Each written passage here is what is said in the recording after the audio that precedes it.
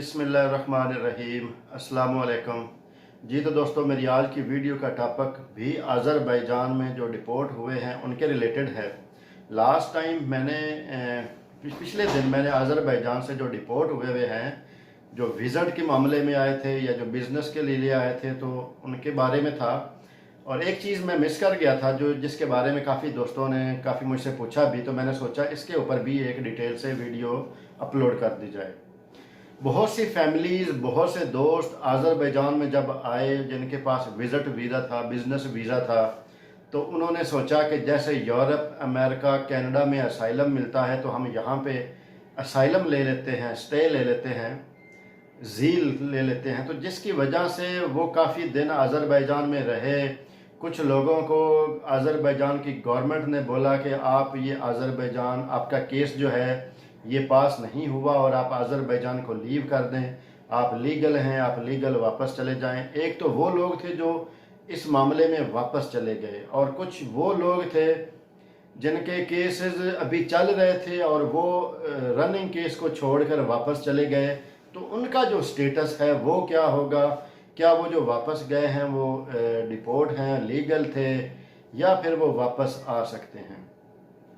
तो ये मेरा एक बहुत ही बेस्ट फ्रेंड था, अज़रबैजान में अपनी फैमिली के साथ आया था, उसकी वाइफ थी।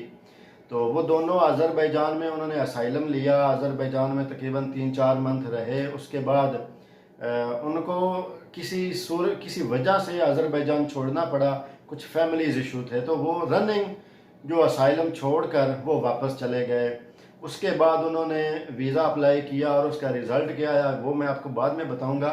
लेकिन आपको मैं ये बात बताता चलूँ कि जब वो वापस जा रहे होते हैं तो एयरपोर्ट पे उनको यही बताया जाता है कि आप जो है डिपोर्ट नहीं हो रहे, आप नॉर्मल जा रहे हैं, आपको कोई इस किस्म का इश्यूज़ नहीं होगा जब आप वापस आएंगे।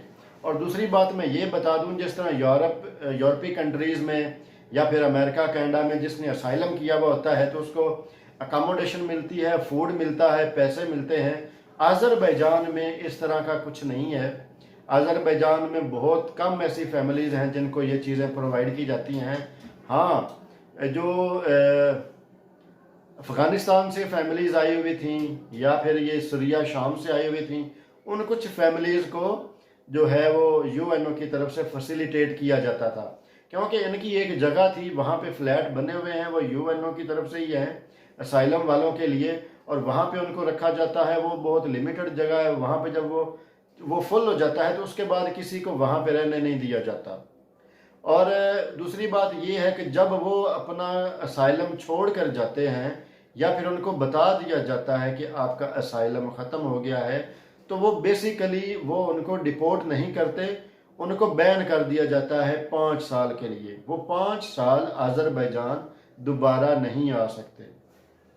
इसका एक आसान तरीका ये है कि आप, अभी तो खैर ई वीज़े बंद हैं, वो तरीका वो आजमा नहीं सकते, लेकिन जब ई वीज़े ओपन हों तो इसका एक आसान हल ये है कि जो बंदा डिपोर्ट हुआ होता है उसको ई वीज़ा ही इशू नहीं होता, उसको बता दिया जाता है कि आपका ई वीज़ा रिजेक्ट कर दिया गया है। वो जो मेरा दोस्त फैमिली के साथ आया हुआ था, उसने ऐसे ही अप्लाई किया था ई वीज़ा, अपना विज़िट के लिए आना चाहता था, क्योंकि अज़रबैजान उसको बहुत प्यारा लगा था, खूबसूरत लगा, तो वो विज़िट के लिए आना चाहता था। लेकिन उसने ई वीज़ा अप्लाई किया, उसका ई वीज़ा रिजेक्ट हो गया इसी वजह से, क्योंकि जब वो वापस गया था तो उसको 5 साल के लिए बैन कर दिया गया था।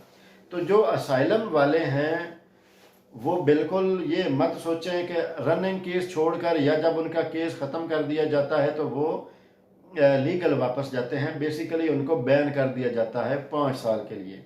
ये एक न्यूज़ ऐसी थी जो देने वाली तो नहीं है खैर यूट्यूब चैनल पे, लेकिन बहुत ज़्यादा फैमिलीज़ जो थी वो पूछना चाह रहे थे, तो मैंने सोचा कि चलें ये एक अच्छी न्यूज़ भी है, लोगों को फ़ायदा होगा इससे, कम से कम किसी के हत्थे नहीं चढ़ेंगे या किसी को पैसे नहीं दिए जाएंगे ताकि वो वापस आने के लिए यानी कोशिश ना करें।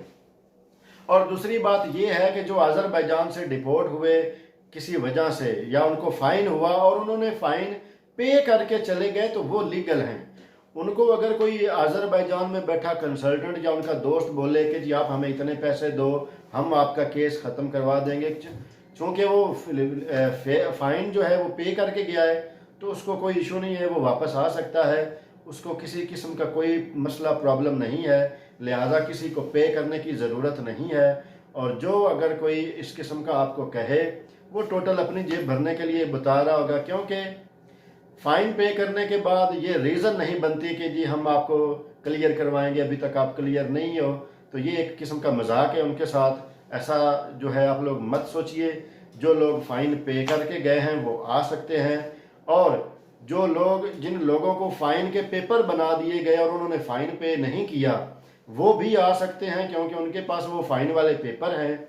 ऑन अराइवल जब वो आज़रबाईजान के एयरपोर्ट पे आएंगे, तो वो उस वक्त फ़ाइन पे करके आगे एंट्री ले सकते हैं। लेकिन जब जिनके पास अभी वो पेपर नहीं बने, वो जैसा कि मैंने पिछली वीडियो में प्रोसेस बताया था, वो उसको फॉलो करके क्लियर कर सकते हैं। तो ठीक है दोस्तों, ये असाइलम वाला चक्कर जो है ये आज़रबाईजान में नहीं है, ना ही ये अप्रूव होता है, क्योंकि 100% वो पता कर लेते हैं और उसके बाद वो डिसाइड करते हैं कि ये रॉन्ग केस जो है फाइल हुआ है, तो उस वजह से फिर वो उसको उसका केस ख़त्म कर दिया जाता है। तो ये सोच कर आएंगे कि हम असाइलम करेंगे, सच्चा झूठा यहाँ नहीं चलता, यहाँ पे पता करवाया जाता है।